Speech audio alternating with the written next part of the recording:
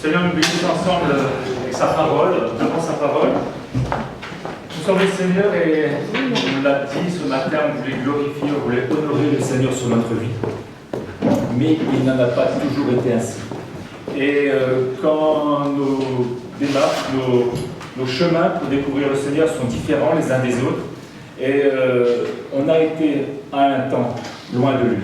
Et ça, c'est une réalité que chacun nous avons connue. Et nous nous rappelons de ce jour où enfin nous l'avons découvert, nous l'avons trouvé. Pour ma part, avant de le connaître, j'étais étudiant et les choses spirituelles m'intéressaient. Les choses spirituelles m'intéressaient dans le sens inquiétante, intéressante, troublante, les mystères et tout ça. Et j'ai pu lire plein de choses sur ces choses et ça me titillait. Et à un moment donné, quelqu'un dans ma classe, on était interne, m'a dit « Oh viens, on va faire du spiritisme, tu verras, c'est super et tout ». Et j'ai fait ça et moi je le fais sincèrement, sans me poser aucune question. Et j'ai été saisi, j'ai été interpellé, j'ai été appâté en tous les cas, parce que je vivais, parce que j'ai vécu des choses à travers ces choses. Et je me rappelle avec mes amis, après, je dis, mais tu te rends compte, il existe un monde qu'on ne voit pas, il existe un monde spirituel. Et j'étais là, tout pétillant, dire, ah, il existe un monde spirituel. Malheureusement, ce monde-là est un monde terrible, ce monde-là est un monde d'oppression et de destruction. Et je ne le savais pas. Et j'ai continué ma recherche, j'étais en recherche, et dans tous ces bouquins que j'achetais, il parlait souvent de la Bible. Alors je me suis acheté une Bible, j'étais en recherche, je me suis acheté une Bible. Et j'ai lu ma Bible et je me suis retrouvé, pour les uns et les autres, vous connaissez ce témoignage, mon témoignage, en recherche, ayant une Bible, j'ai donc été dans l'endroit où on lit les Bibles, dans la cathédrale. C'était quand j'étais étudiant à Grenoble, et me voilà étudiant à Grenoble en train de lire ma Bible, parce que je pensais que c'était là le meilleur endroit pour lire ce livre. Et un jour, quelqu'un s'approchait de moi et m'a dit « Est-ce que tu crois en Jésus-Christ ? Est-ce que tu crois en Dieu ?» Il m'a dit plutôt. J'essaye. J'ai dit « J'essaye de croire en Dieu. » Et je suis là, je suis au bon endroit, avec le beau bouquin, j'ai tout ce qu'il faut. Il m'a dit « Est-ce que tu crois que Jésus est mort pour toi et qu'il t'a sauvé ?» Et là, j'ai dit « Non, je n'en sais rien. Je ne savais pas ça. Je ne comprenais pas trop ce qu'elle voulait me dire, bien que j'ai reçu une éducation religieuse. Mes parents n'ont pas été du tout rebelles contre tout cela. J'ai fait ma petite, ma plus grande, ma confirmation communion catholique, et ça m'a même intéressé. J'ai jamais eu de révolte particulière par rapport à ce système et à ce qu'on m'enseignait. Mais en même temps, étant jeune, ces choses-là, on s'en éloigne un peu naturellement, malheureusement, les choses ne sont pas forcément attrayantes. Mais quand elle m'a dit ça, elle m'a parlé de Jésus-Christ qui était mort pour moi, qui m'a sauvé, je ne comprenais pas son discours. Elle m'a dit « Viens entendre l'évangile ». Alors j'ai pris sa invitation et j'ai été dans une assemblée où il y avait un serviteur de Dieu qui prêchait avec autorité et force. Et il parlait de Jésus-Christ mort pour moi et qu'il me sauvait. Et surtout, il parlait du monde spirituel. Et ce frère aimait à parler sur ce sujet et à intervenir avec force en disant que les jeunes, faites attention, il existe un monde spirituel. Un monde spirituel mauvais, mais il existe un monde spirituel bon et fort et puissant et qui veut nous sauver. Et il a dit, ce monde spirituel mauvais, faites attention, parce qu'il va vous agresser, il va vous tenir. Et moi, ça me parlait, ça m'interpellait, parce que je vivais ces choses. Donc j'ai été voir ce frère, ce pasteur, à la fin de la réunion, je lui en ai parlé, je lui ai parlé de ma situation et de mes expériences. Il m'a dit, tu vois, peut-être as-tu ouvert tes portes dans ta vie, parce que je commençais à ressentir, je faisais des rêves pas clairs, des choses qui étaient compliquées. Et il m'a dit, toi, tu as peut-être laissé des choses sur ta vie, des droits sur ta vie, qui n'est pas bon de faire. Alors il a prié pour moi, et je vous passe les détails, mais le Seigneur vraiment m'a touché, m'a manifesté son amour, m'a rendu libre, et c'est une grâce véritablement. Et c'est une grâce de vivre aujourd'hui sous la protection, sous la direction du Seigneur. Mais c'est vrai que dans la parole de Dieu et dans sa présence, il nous parle de choses spirituelles.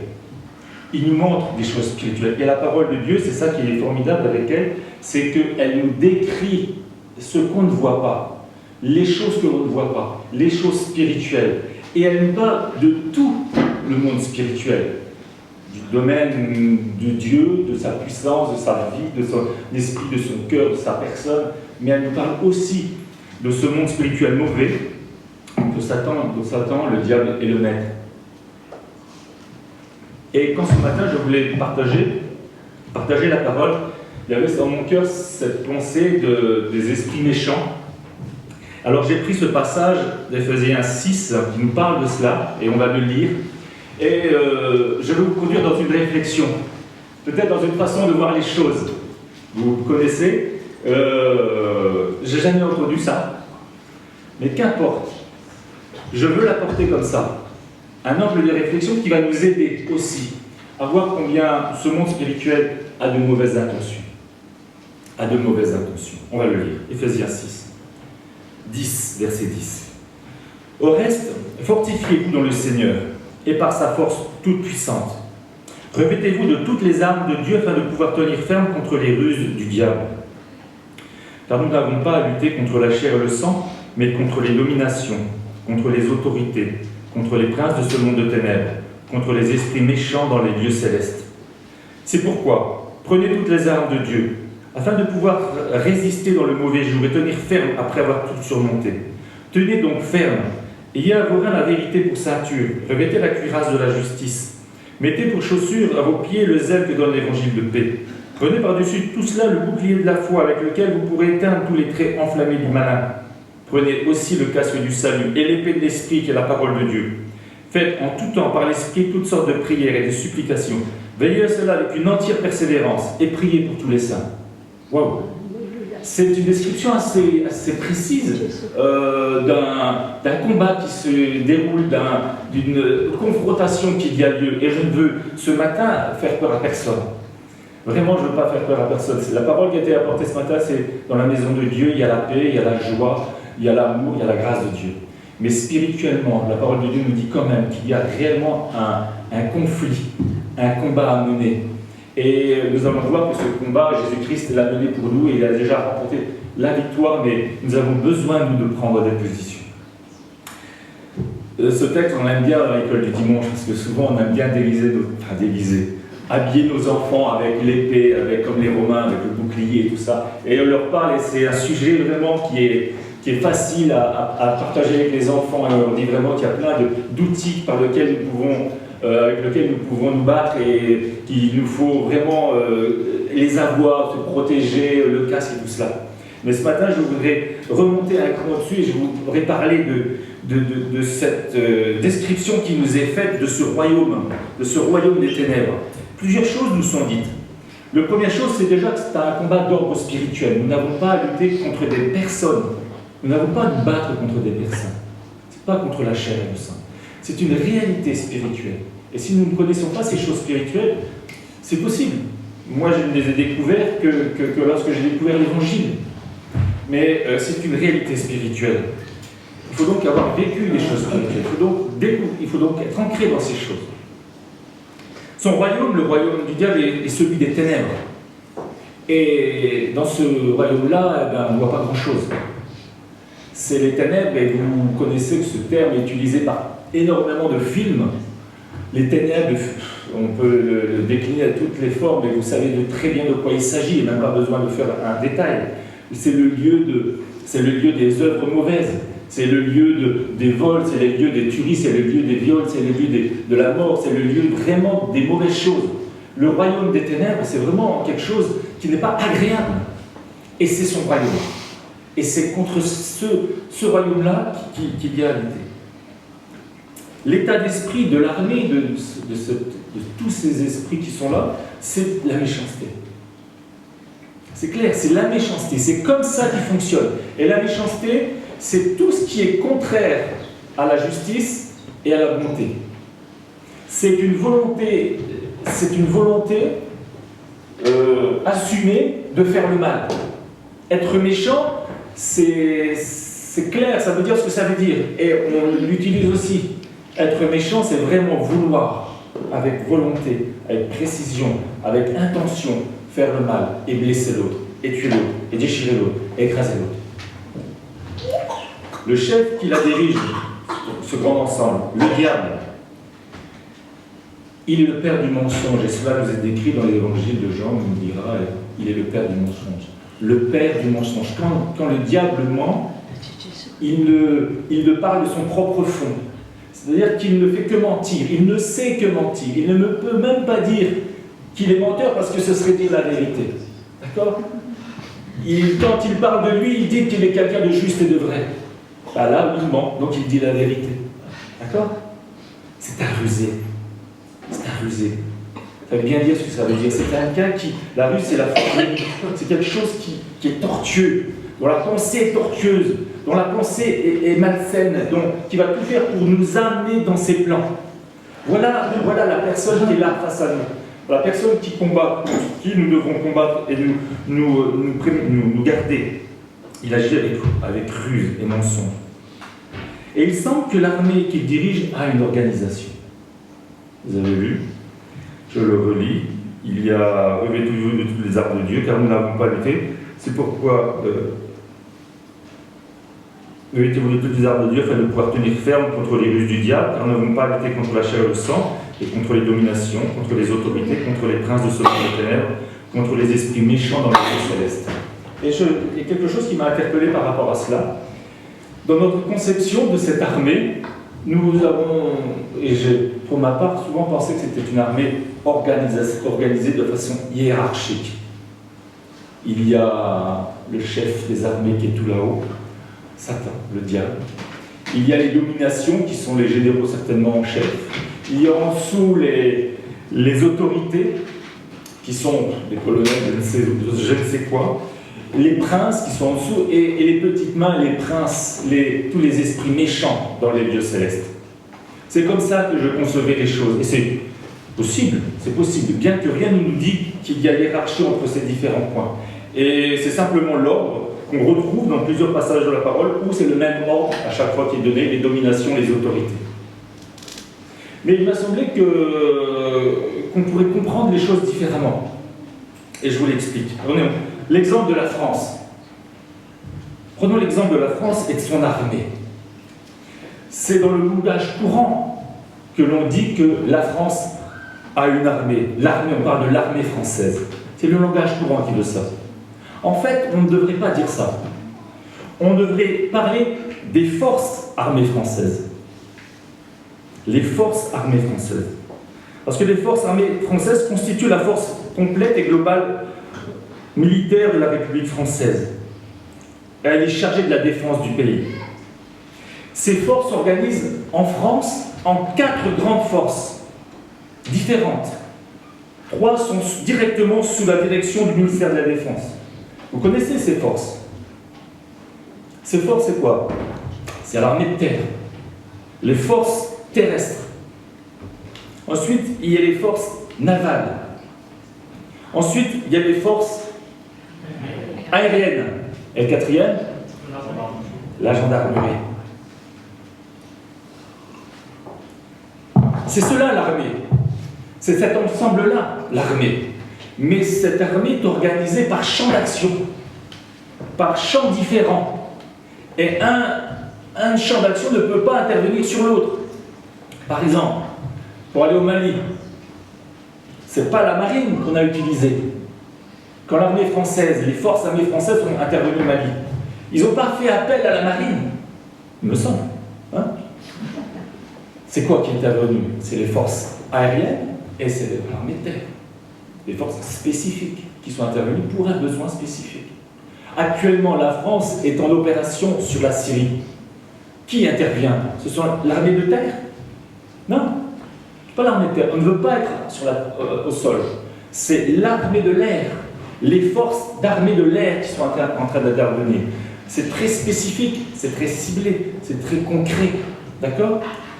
Et je pense donc qu'on pourrait voir les forces de l'armée du royaume des ténèbres de cette façon aussi. Donc on n'est pas face à une organisation hiérarchique de domination des autorités et des princes de ce monde. On est face à une force de domination. On est face à une force d'autorité, de prise de pouvoir. Et on est face à une force de principauté. La principauté, c'est quelque chose qui concerne la géographie, le royaume, la prise de territoire. On est face à des forces différentes, qui agissent dans un objectif différent. Et si on considère les choses de cette façon, les termes domination, autorité et prince prennent alors un sens différent. On parlera de leur spécificité, leur particularité. Et c'est leur force leur spécificité, c'est dans ce sens qu'elles vont intervenir. Elle parlera de leur objectif. L'armée de terre ne fonctionnera que sur la terre. De même, les forces de domination ne vont intervenir que pour prendre possession, pour dominer ceux contre qui ils vont combattre. Ils seront là pour dominer, des forces de domination, des forces d'esclavage, des forces d'obligation, des forces qui sont là pour maîtriser, pour dominer. Il y a la force d'autorité. Ces forces d'autorité n'interviendront que pour prendre le pouvoir, pour légitimer le pouvoir. Et les forces de principauté ne seront là pour établir le royaume et le cadre d'activité de la domination. Et si vous réfléchissez, en réfléchissant à ça, je me suis dit, mais c'est un peu ce qui se fait quand même. Quand les armées américaines sont intervenues en Irak, elles ont pris le pouvoir. Elles se sont imposées, elles ont pris le pouvoir. Mais elles ont cherché après à mettre en place une autorité, un pouvoir légitime pour pouvoir fonctionner. Et il a fallu faire des frontières bien déterminées sur quel royaume, sur quelle dimension il fallait intervenir, et les armées pouvaient dominer, l'autorité pouvait intervenir et faire l'exercice du pouvoir. Et donc ces trois points-là sont une façon de voir les choses qui peut nous donner de mieux comprendre comment l'ennemi de nos âmes intervient et peut intervenir dans nos vies, et comment il peut agir, dans ce monde. Autre chose, l'armée, et il y a des militaires parmi nous, c'est vrai, je les vois là. Vous me dites si je dis des choses qui ne sont pas justes. L'armée est entièrement soumise à l'ordre. Et l'ordre ne doit pas être aller contre. D'accord? Si bien que le chef de l'armée, quand il décide de quelque chose, ça doit se faire. Hein? L'ordre, quand il vient de là-haut, jusqu'en bas, ça doit se faire. Obligatoirement. Si bien qu'on peut même dire que quand on voit quelque chose se faire dans l'armée, c'est le grand chef tout en haut qui l'a décidé. On pourrait le penser. Et ce serait légitime de le penser. Et je crois qu'avec le diable, c'est la même chose.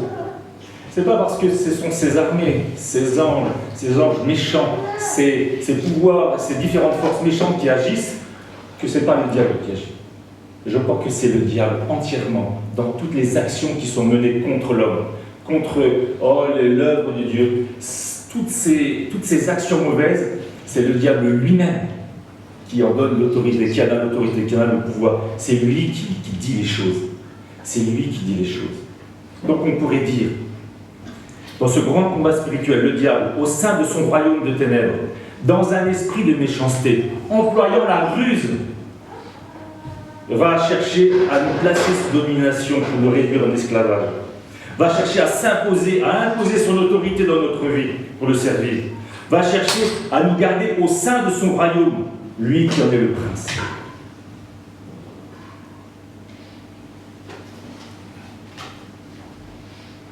Cette lecture-là, cette façon de voir les choses, de cette organisation, je trouve qu'elle nous donne de mieux cerner les intentions de ce monde-là, de ce royaume-là.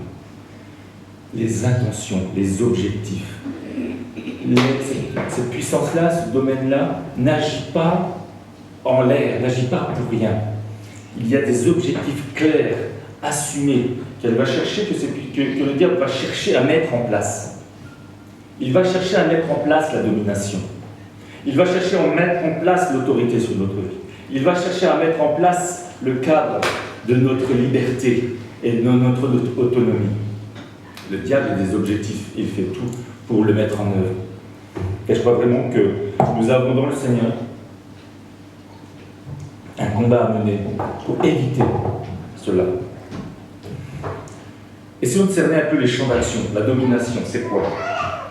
La domination, elle fait référence à ce qui commence, au commencement de toute chose, au fondement, aux origines. Dans l'armée, par exemple, c'est quand les ordres viennent d'en haut, du centre de commandement, de la tête, de la direction. C'est la domination. Ordre bon ou mauvais, juste ou injuste, moral ou non, ces ordres doivent être suivis sans les discuter. Les résultats sur le terrain en seront le reflet.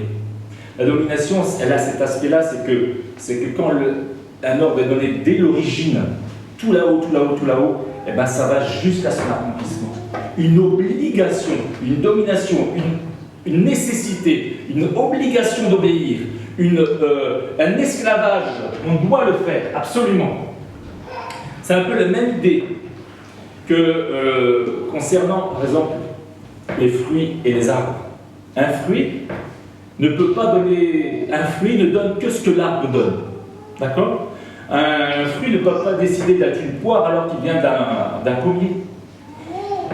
La nature de l'arbre, la façon d'être de l'arbre, la nature de l'arbre va forcément donner un fruit qui lui correspond, obligatoirement. Ce qui est donné à l'origine va absolument s'accomplir. C'est la domination, c'est une obligation, c'est un esclavage. C'est quelque chose qui s'impose de haut en bas, des origines du plus profond jusqu'à son accomplissement visible. La domination. L'autorité. L'autorité, ce mot signifie avoir le pouvoir légitime. Un pouvoir légitime, permettant d'agir, de posséder, de contrôler, d'user, de disposer de quelque chose ou de quelqu'un comme bon nous semble. Un élu a une autorité légitime qui lui a été donnée par les urnes. Il ne peut pas agir comme bon lui semble, mais il a une autorité. Le patron a une autorité légitime qui lui est donnée par ses fonctions, le policier a une autorité légitime qui lui est donnée par l'État, le père a une autorité légitime donnée par son statut de père. L'autorité est un pouvoir légal ou moral. Autorité. Quelque chose de légitime qui nous est donné, que l'on peut exercer, avec lequel on peut exercer des droits sur ceux qui sont autour de nous. Les principautés, ce sont ceux qui exercent les dominations et l'autorité sur un territoire. Il y a un texte dans Colossiens 2, versets 9 à 15, qui nous montre le combat à mener. Si Dieu nous demande dans les évangiles, en Éphésiens, de mener un combat, rassurons-nous, c'est que Jésus-Christ, avant, a mené un combat. Et grâce à ce combat, nous pouvons mener aussi ce combat spirituel, qui parfois nous dépasse, parfois que nous ne comprenons pas. Et j'ai bien conscience ce matin, j'ai tout à fait confiance que peut-être on ne saisit pas ce que je dis. Peut-être. Mais néanmoins, il y a des réalités spirituelles qu'il est nécessaire de dire, nécessaire de proclamer, qu'il est nécessaire d'annoncer. Lisons ce passage de Colossiens 2, versets 9 à 15.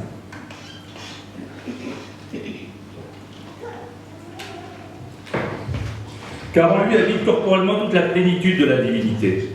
Vous avez tout pleinement en lui, qui est le chef de toute domination et de toute autorité. Et c'est en lui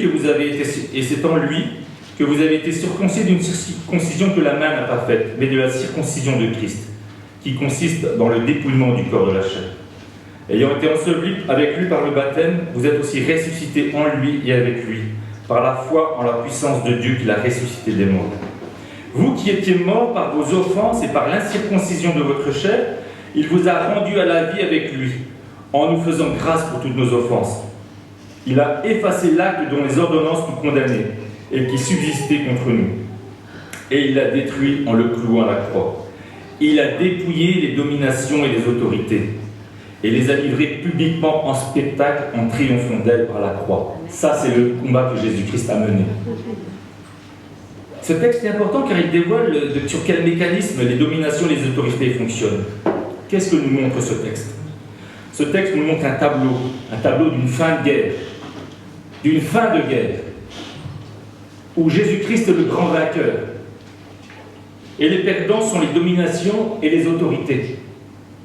L'instrument de la victoire, c'est la croix. Par la croix, Jésus-Christ a dépouillé, c'est-à-dire désarmé, enlevé ce qui pouvait être utilisé contre nous, les dominations et les autorités. et je voudrais dire les forces de domination et les forces d'autorité que le diable peut utiliser. Quelles sont ces armes-là?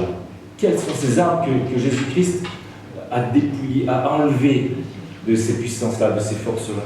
Quelles sont les armes? C'est important de savoir, car c'est avec ces armes-là que le diable travaille.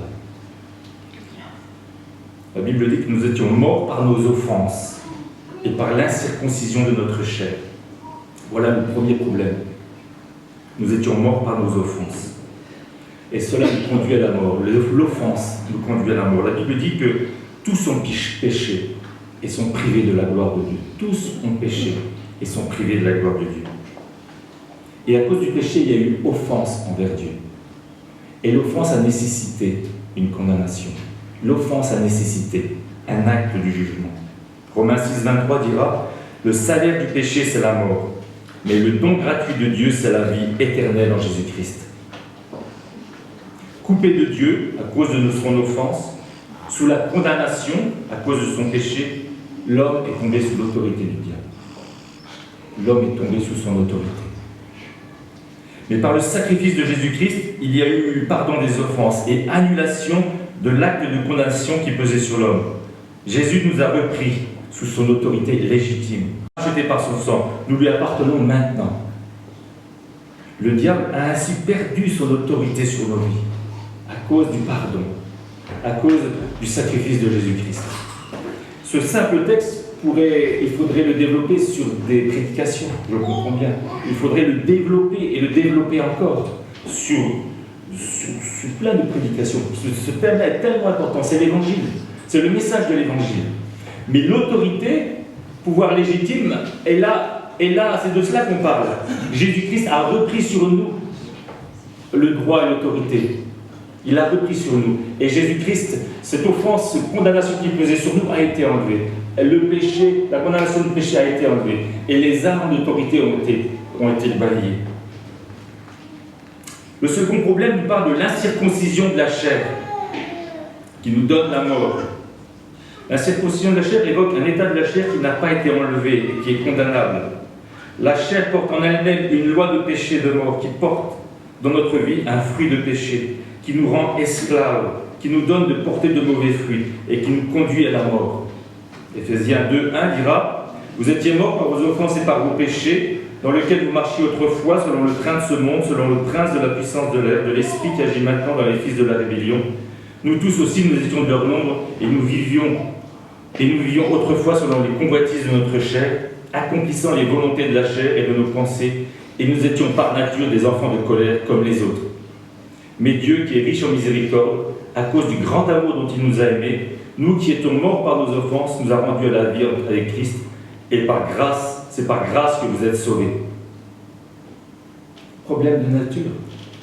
Problème de quelque chose qui était en nous, dont on devait obligatoirement obéir. On était obligés. C'est une nature mauvaise, nature pécheresse, auquel nous étions soumis. Et le diable profitait de tout cela pour nous insuffler sa vie, sa façon de faire et sa façon d'être. Mais Jésus-Christ est venu. Et Jésus-Christ est mort et est ressuscité et il nous a communiqué une nature nouvelle en Christ. Nous sommes libérés de cette nature qui nous conduisait à faire des choses selon notre propre cœur, la Bible dit. Nous sommes libérés et nous avons une nature différente. Et la domination que cela nous imposait est tombée et nous sommes rentrés dans la liberté. Par sa mort à la croix et par sa résurrection, Jésus a donc pris une totale victoire sur le pouvoir légitime que le diable avait sur notre vie en prenant sur lui la condamnation de nos péchés et nous faisant grâce pour toutes nos offenses, sur la domination sur nous en faisant mourir notre nature de péché et en nous accordant en Jésus-Christ sa résurrection, en Jésus-Christ par sa résurrection une nouvelle nature. Les armes, les moyens que ces forces de domination et ces forces d'autorité avaient pour nous contrôler, elles ont été annihilées, vaincues. Si ce texte nous dit que les autorités et les dominations ont été dépouillées, il ne nous dit pas que le prince a perdu son royaume. Non, il est toujours là, l'apôtre nous prévient du combat à mener contre lui. Mais que peut-il donc bien faire maintenant avec des forces sans armes? Des forces armées qui n'ont plus d'armes. d'armes, de capacité d'intervenir. Il ne lui reste qu'une chose au diable, c'est à ruser. Réfléchissez à ce mot. Réfléchissez. Le diable a des forces armées qui leur manque quelque chose. Ils ont des armes en plastique. Ils ont des chars, des ballons de baudruche. Ils n'ont plus, à cause de ce qu'on a dit, à cause de l'œuvre de Jésus-Christ, ces forces armées, ces forces de domination, ces forces d'autorité n'ont plus le moyen de nous asservir et d'accomplir leur mission. Que reste-t-il au diable pour nous battre, pour aller contre nous, pour continuer le combat? Il reste une chose, c'est à ruser. Le diable est un menteur. Le diable est un manipulateur. Le diable est celui qui va nous faire croire des choses, qui veut nous faire croire des choses qui ne sont pas vraies, qui sont fausses, et ainsi nous remettre et nous placer sous sa domination, sous son autorité. Il va ruser. D'un certain côté, c'est une bonne nouvelle, qu'il n'a plus que ça à faire, parce qu'il a perdu la force. Mais il est fort dans sa ruse, il est fort dans son mensonge. Et je crois ô combien on se fait, pour beaucoup, avoir avec des voix qui sont fausses, des mensonges, des choses qui ne sont pas vraies, qui ne sont pas selon la parole de Dieu, qui ne sont pas selon ce que Jésus-Christ a fait, qui ne sont pas selon ce que l'œuvre de la croix a accompli. Avec ses forces de domination, il va tout faire pour nous faire croire que nous sommes encore pécheurs par nature. Il va le dire et le redire, il va nous dire encore et encore et encore que nous sommes des hommes pécheurs. Nous qui avons cru en Jésus-Christ, qui avons reçu une vie nouvelle, qui avons reçu une nouvelle nature, il va nous dire et nous redire encore que nous sommes des hommes pécheurs, que nous sommes des pécheurs, mais tu es un pécheur. Et il va nous le dire avec méchanceté, du sein des ténèbres, avec ruse, il va nous le dire, il va tout faire pour que nous le croyions. Ces puissances de domination, ces mensonges, libre à nous de les accepter ou pas. Et c'est pour ça que je préfère le dire, partager ces choses. Dire que nous avons à combattre contre ces mensonges, ces ruses, et à nous appuyer sur ce que Christ a fait pour nous. Et la victoire, elle est là. La victoire, elle est là. Parce que la victoire a déjà été accomplie. Et ce n'est qu'une ruse face à nous. Avec ces forces d'autorité, il va sans cesse nous rappeler notre condamnation et nos fautes. Mais tu as été condamné, tu as péché il y a 20 ans. Tu as déjà péché. Tu t'es repenti. Mais non, tu n'es pas vraiment repenti. Mais non, tu n'es pas pardonné. Mais non, il existe un contentieux entre toi et Dieu. Il existe des contentieux. Et le diable va tout faire avec ruse, avec méchanceté, du sein des ténèbres, avec ruse, pour nous faire et nous rappeler et sans cesse nous ramener à ces droits qu'il avait avant sur nous, à vouloir prendre pouvoir, un pouvoir légitime sur notre vie, à vouloir prendre autorité sur notre vie, par ruse. Et souvent, ce n'est que par ruse qu'il agit. Et on se fait nous-mêmes avoir. Et on n'ose pas sortir nos armes que nous avons en Christ, nos forces et tout ce qu'on l'a lu tout à l'heure.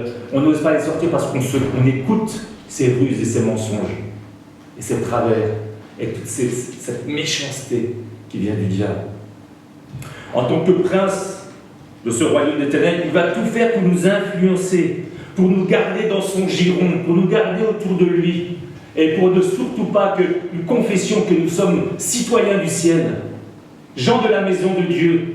Il va tout faire pour que nous croyions encore que nous sommes de ce royaume, de ce monde, ayant la vision resserrée, refermée. Il va tout faire pour fermer notre visage, notre regard, notre vision, qui allons regarder la cité du ciel, la cité céleste, le royaume des cieux. Il va tout faire pour nous dire encore, mais tu es citoyen de ce monde, tu es citoyen de cette terre, tu vis dans ce monde, il faut vraiment vivre comme les gens de ce monde. Écoute, vis comme les gens de ce monde. Tu n'as pas à vivre comme quelqu'un d'un autre royaume. Qu'est-ce que nous allons faire? Comment nous allons faire? Qu'est-ce que nous allons prendre comme position? Ce n'est qu'une ruse. Il est le prince de ce royaume, mais tu as le droit de vivre complètement différemment au sein de ce royaume.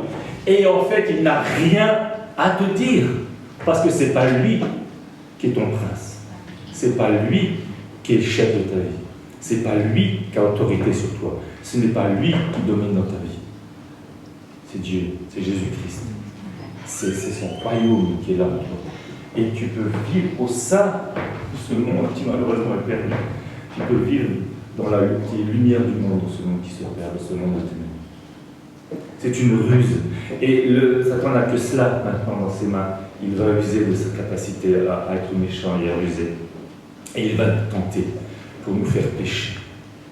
Il va nous tenter, et nous tenter encore, et nous tenter encore, et nous tenter encore. Et comme il l'a fait. Et il y a un passage, le passage avec Jésus-Christ est intéressant. Jésus-Christ, au commencement de son ministère, il vient et puis Satan n'a aucune capacité, aucune force devant Jésus. Il sait déjà qu'il a perdu. Mais il est là le tenter. Avec ruse, il va le faire. Néanmoins, Jésus, rempli du Saint-Esprit, revint du Jourdain et il fut conduit par l'Esprit dans le désert, où il fut tenté par le diable pendant 40 jours. Il ne mangea rien durant ces jours-là et après qu'il fut écoulé, il eut faim. Lui, le Fils de Dieu. Le diable lui dit, écoutez ce qu'il dit, si tu es Fils de Dieu, ordonne à cette pierre qu'elle devienne du pain. Jésus lui répondit, il est écrit, l'homme ne vivra pas de pain seulement. Tiens, le diable s'intéresse au changement de nature, que ce pain devienne, que ces pierres deviennent du pain, changement de nature. Tiens, Jésus-Christ, qui est lui le Fils de Dieu, le Fils de l'homme, nature différente. Satan est en train là, dans sa ruse, d'intervenir, et là ce sont les forces de domination qui sont à l'œuvre. Parce que si ça concerne, si on se réfère à cette nature, cette vieille nature, nous sommes fichus, nous sommes une nature nouvelle, une nature d'enfant de Dieu, la nature de Christ. C'est un problème de nature. Jésus-Christ va dire, là il ne va pas le contredire, il va dire, mais il dit, l'homme ne vivra pas de pain seulement, mais de toute parole qui vient de la bouche de Dieu. Et j'aime bien, l'homme ne vivra pas de pain seulement, mais de toute parole qui sort de la bouche de Dieu. Jésus-Christ n'est pas là pour écraser, dominer notre nature, quitte à la faire disparaître, pour apparaître dans sa gloire et dans toute sa puissance. Jésus-Christ aurait pu le faire. Dieu, le mystère et la chose extraordinaire du plan de Dieu, c'est d'habiter au milieu des hommes. Apocalypse 21:3. Voici le tabernacle de Dieu avec les hommes, il habitera avec eux, ils seront son peuple, et Dieu lui-même sera avec eux. En Jésus-Christ, Dieu était en Jésus-Christ réconciliant le monde avec lui-même. Mais Jésus eut faim. Et l'homme ne vivra pas de pain seulement. Il ne s'agit pas de détruire, de faire disparaître notre humanité. Mais il s'agit d'avoir des priorités pour Dieu, parce que tu es, toi, un enfant de Dieu. Tu es, toi, un fils de Dieu. Et qu'en toi, il y a des besoins qui ne sont pas seulement des besoins naturels. L'homme ne s'attachera pas, l'homme ne mangera pas seulement. Il y a d'autres besoins qu'il faut satisfaire, qu'il te faut satisfaire. Et il n'est pas question de détruire la nature. C'est un piège, c'est une ruse certaine. Il y a au sein de notre nature des forces différentes. La vie de l'esprit et la puissance de la chair. Il faut, et ça on le partage en ce moment, il faut annihiler cette vie de la chair. Cette force de la chair qui est pleine de la condamnation du péché de la mort, qui a cette loi du péché de la mort dans la chair. Il faut vivre par l'esprit. Mais la bénédiction, la vie par l'esprit va bénir nos humanités. Elle va bénir nos corps, elle va bénir nos âmes, elle va bénir nos vies. Vivre par l'esprit va nous bénir, va nous donner de prendre et de saisir toutes les grâces de Dieu pour pourvoir à nos besoins, pour guérir nos corps, pour intervenir avec force et puissance. Dieu nous bénit. Et quelle richesse d'avoir cette réalité en nous. Jésus-Christ était fils de Dieu et fils de l'homme. Et Jésus-Christ est ressuscité, il a monté avec ce corps dans le ciel. C'est un mystère, quelle grâce, quelle chose. Mais Satan veut vraiment ruser pour dominer. Et il ne s'agit pas d'être un dominateur. On ne peut pas exercer la vie de Dieu en dominant. Ce n'est pas possible. 5. Le diable, ayant élevé, lui montra un instant tous les royaumes de la terre. Il lui dit, je te donnerai toute cette puissance et la gloire de ces royaumes, car elle m'a été donnée, et je la donne à qui je veux. Si donc tu te prosternes devant moi, elle sera tout à toi. Jésus lui répondit, il est écrit, tu adoreras le Seigneur ton Dieu, et tu le serviras lui seul. Regardez ce que le diable dit, de quoi il parle, de quelle force là il s'agit. Mais j'ai une autorité légitime, dira le diable à Jésus. Mon autorité est légitime dans ce monde. Elle m'a été donnée. Et c'est là bien qu'on voit que tout le monde est sous la puissance, malheureusement, du mal. Elle m'a été donnée et je la donne à qui je veux. J'ai une autorité légitime. Alors c'est moi que tu dois servir. Jésus-Christ avait tout laissé, il était sorti du ciel et il a tout abandonné pour devenir un simple homme, pour devenir un homme qu'on allait crucifier à la croix. Quelle tentation, quelle ruse encore, et on n'en connaît pas, et il faut prendre du temps pour voir toutes les profondeurs de cette ruse malsaine vis-à-vis de Jésus. Et Jésus replace les choses. Lui qui est Dieu, lui le Fils de Dieu, il a dit, mais ce n'est pas toi qu'il faut adorer. Un seul est digne d'adoration, c'est Dieu. Et un seul est digne d'être servi. C'est le Père. C'est Dieu lui-même. Lui seul est digne d'être servi. Et l'autorité va toujours chercher à se faire servir. L'autorité va toujours chercher à se faire servir. Et le seul qui est véritablement autorité, c'est Dieu le Père. Et Jésus-Christ va lui-même, quand il va tout recevoir de la part de Dieu, la Bible dit à la fin des jours, quand tout va lui être donné, lui le roi, le Seigneur, lui qui va être élevé, à la fin du jour, tout va lui être remis. Et bien lui va tout reprendre et va tout remettre à Dieu. Et il restera encore dans cette attitude de serviteur devant son Père, devant son Dieu. Le diable, conduisant encore à Jérusalem, le plaça sur le haut du temple et lui dit, si tu es le Fils de Dieu, jette-toi ici en bas. Car il est écrit, il donnera des ordres à ses anges à ton sujet, afin qu'ils te gardent. Et ils te porteront sur les mains, de peur que ton pied ne heurte contre une pierre. Jésus lui répondit, il est dit, tu ne tenteras point le Seigneur ton Dieu. Vous savez, nous sommes des humains. L'évangile est quelque chose d'extraordinaire. Nous sommes des hommes. Oui, nous sommes des hommes. Nous sommes faits de chair, de peau. Mais Dieu nous fait découvrir une réalité spirituelle extraordinaire. Une dimension spirituelle. Dans l'évangile en Christ, nous changeons de dimension. Et nous découvrons les choses de Dieu. Nous découvrons la vie de Dieu. Nous découvrons le royaume de Dieu. Et il s'agit pour nous qui sommes des hommes, de dire mais je suis fils de Dieu. Waouh! Et c'est puissant, c'est extraordinaire, c'est incroyable. Il s'agit de dire que nous sommes des hommes, nous avons autorité, nous avons de la puissance, nous sommes forts en Dieu. Nous sommes forts en Dieu. Et nous ne restons que des hommes. Et Satan lui dit, mais allez, Jésus, tu es le Fils de Dieu. Si toi tu es le Fils, si toi tu es plein de puissance et de force, allez, jette-toi. Fais des choses, fais n'importe quoi, fais ta vie. De toute façon, il est écrit. Et là, Satan a pris un passage, bien sûr, pour le mettre en situation. Il est écrit que Dieu te gardera. Et la tentation est parfois grande, en tant que fils et fille de Dieu, de continuer et de vouloir faire sa propre vie. Et de tenter l'éternel. La Bible dit tenter l'éternel, ça veut dire quoi? Ça veut dire de l'irriter jusqu'à ce qu'il se mette en colère. Parce que Dieu ne veut pas, ne cherche pas à se mettre en colère.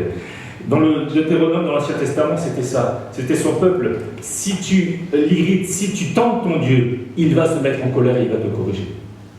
Tenter l'éternel, frères et sœurs, c'est être ses enfants, c'est avoir les promesses, c'est avoir toute cette richesse de Dieu, c'est avoir les yeux ouverts sur ce que Jésus-Christ nous a accompli.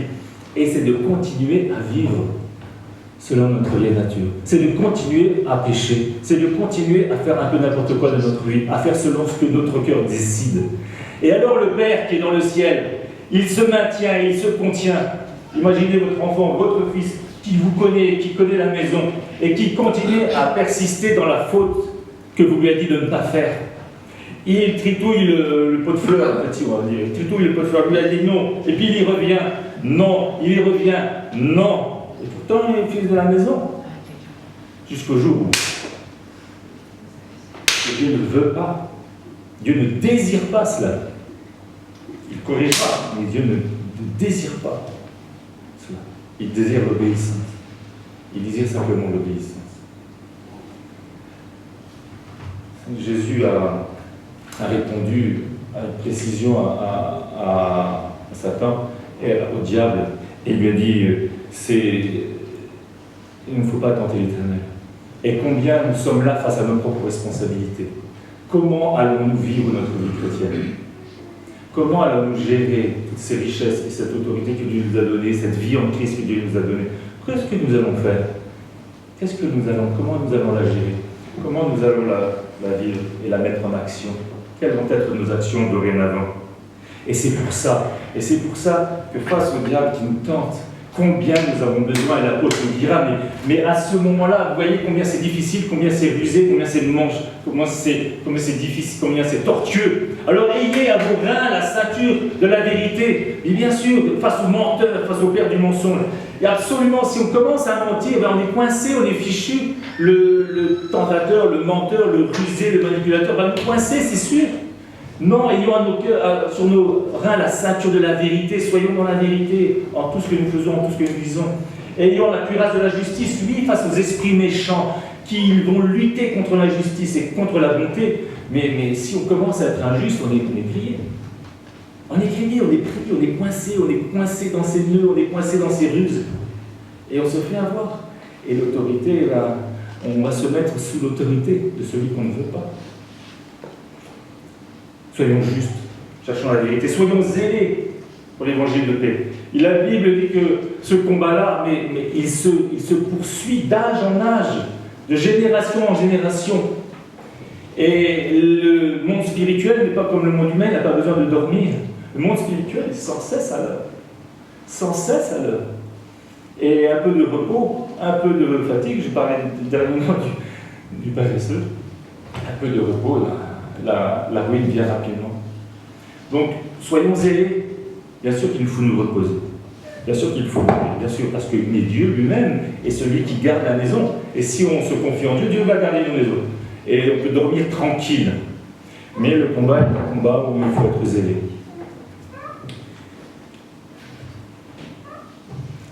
Mettez vos chaussures aux pieds. Prenez par-dessus tout cela le bouclier de la foi et combien nous avons besoin. Nous vivons dans un monde qui est sous la domination de l'ennemi, et nous sommes gardés, protégés, mais il est très enflammé. Les persécutions, les oppositions, les conflits, les maladies, les souffrances, tout cela, le prince de ce monde a le droit de nous les affliger. Il en a le droit, il a la légitimité de ce monde. Et nous sommes devant lui comme une pierre d'achoppement, nous sommes devant lui comme quelque chose qui voudrait éliminer, alors il nous envoie des traits, il fera tout pour nous briser, et combien nous avons besoin de la foi et encore de la foi, basée sur les promesses que Dieu nous donne et pour résister dans les mauvais jours. Prenez aussi le casque du salut, mais combien nous avons besoin, et le terrain de nos pensées est un terrain privilégié pour la ruse.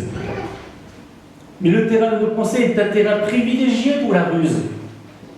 Ça passe par là, ça passe par notre acceptation, ça passe par nos propres décisions. Et la ruse sur le terrain de nos pensées sait faire en sorte de nous manipuler, sait faire en sorte de nous mentir. L'ennemi sait faire en sorte, par ce domaine-là, de nous coincer, de nous dominer et d'avoir autorité sur nous. Prenons le casque du salut. Et le casque du salut, c'est cette victoire que nous avons proclamée tout à l'heure. Jésus-Christ, l'acte qui nous condamnait a été détruit. Les offenses ont été pardonnées. Notre nature a été crucifiée à la croix et nous sommes nés de nouveau dans une nature nouvelle en Christ. Attention à nos pensées. Le casque du salut bien ancré là-haut, parce que c'est un combat de ruse et de manipulation, de mensonge. Et l'épée de l'esprit qui est la parole de Dieu, combien encore et encore nous avons besoin de revenir comme Jésus-Christ l'a fait dans ce combat, dans ce test, dans cette tentation. Il est écrit, et frères et sœurs, il nous faut connaître Et on ne peut pas passer à côté de cela. Il nous faut connaître ce que la Bible dit. Il nous faut connaître les textes. Il nous faut connaître l'Évangile. Il nous faut connaître ce que Dieu nous a donné dans sa parole. Et ce n'est que comme ça. C'est parce qu'il est écrit que nous pouvons résister à ces mensonges. Parce qu'il est extrêmement rusé. Et dans nos pensées, il peut se mettre des choses qui ne sont pas justes, qui ne sont pas bonnes, qui sont tortueuses, qui sont mensongères. Mais revenons à la parole de Dieu va nous remettre dans les grilles, va nous remettre dans le plan de Dieu, va nous remettre dans le cœur de Dieu, et va nous remettre dans notre héritage, va nous donner la foi pour nous attacher à tout ce que la Bible dit, tout ce que Dieu dit. Un ennemi rusé qui agit dans son corps d'armée avec des forces de domination, qui agit dans son corps d'armée avec des forces d'autorité légale et légitime, qui agit dans son corps d'armée avec un territoire sur lequel il veut s'installer, des principautés. Il agit par ruse, au sein d'un monde de ténèbres, avec méchanceté. Combien nous avons besoin de nous cacher en Jésus-Christ? Combien ce matin nous avons besoin de nous réjouir en Christ, de sa protection, de son autorité sur notre vie, de la victoire qu'il est le chef lui-même, il a dit, nous a dit, de toute domination, de toute autorité, et qu'en lui, nous n'avons rien à craindre, et que nous pouvons être paisibles, nous pouvons être joyeux, nous pouvons être heureux. Prenons et saisissons-nous de toutes ces richesses. L'ennemi a des objectifs de travail. Ayons-nous des protections spécifiques pour ces objectifs de travail? Ayons des protections spécifiques, et je vous ai donné ce matin. L'ennemi travaille dans un sens, dans ces trois sens, sur l'autorité sur notre vie, sur la domination sur notre vie, sur le territoire de quel royaume nous sommes. Prenons cela, saisissons-les, proclamons-les, et Dieu nous fera du bien, et nous serons vainqueurs dans nos combats. Amen. Seigneur, je veux te remettre nos vies et la vie de chacun ce matin. Seigneur, j'ai bien conscience que parfois ces choses peuvent être au-dessus de ce que nous pouvons penser, imaginer, mais Seigneur, je te prie d'imprimer dans les cœurs ta vision des choses. C'est toi, Esprit de Dieu, qui est à l'œuvre et qui travaille nos cœurs et qui nous donne de saisir pleinement ton œuvre et de pleinement marcher dans ce monde de la tête haute, étant fort, étant plein de ta richesse, de ta force, de ta parole et de l'héritage que tu nous as acquis, de tout ce que tu nous as acquis en toi par ton sacrifice et par ta résurrection. Merci de nous aider, merci de nous fortifier, merci de nous garder, de renouveler l'esprit de notre intelligence, de nous remplir de ta force, Seigneur, face à ces combats qui sont là. Seigneur, donne-nous d'être plein de sagesse aussi, pour en mesurer toutes les profondeurs, toute l'étendue. Seigneur, tu es notre Dieu, tu nous protèges, tu nous gardes, nous sommes tes enfants. Seigneur, nous pouvons compter sur ton secours, sur ta protection. Je te prie de bénir chacun, et de encore encourager les uns les autres dans leur vie quotidienne. En Jésus Père. Amen. Amen. Amen.